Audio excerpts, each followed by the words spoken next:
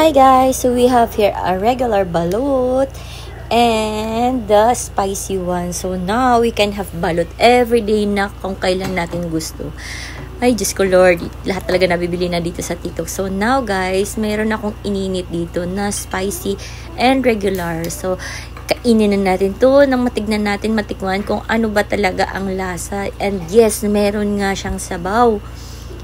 Para siyang yung normal din na balut, but ayun nga, medyo may lasa na siya guys. Pero since mahilig talaga tayo sa suka, we add more suka para mas malasa. And yes, ang dami niyang sabaw.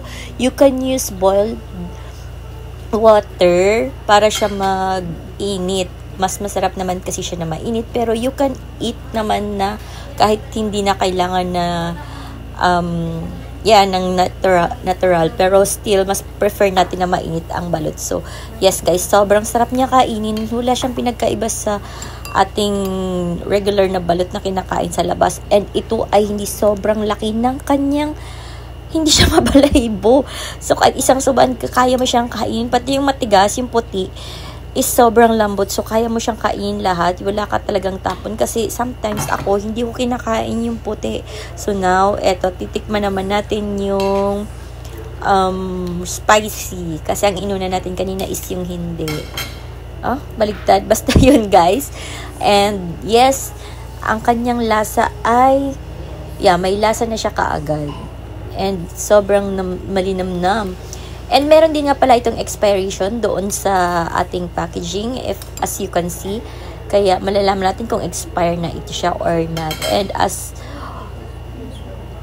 nakikita nyo naman sa atin, sobrang nai-enjoy natin ang ating balot. Kaya guys, i-check out nyo na yan sa Yellow Basket nang ma-enjoy nyo na ang pagkain ng balot sa umaga man, tanghali, snacks, or yes, sa gabi. Ayan, kita nyo, wala siya ganun kalaking sisiw, hindi siya mabalahibo. At kitang-kita naman sa ating face na sobrang na-enjoy natin ang ating food for today's video.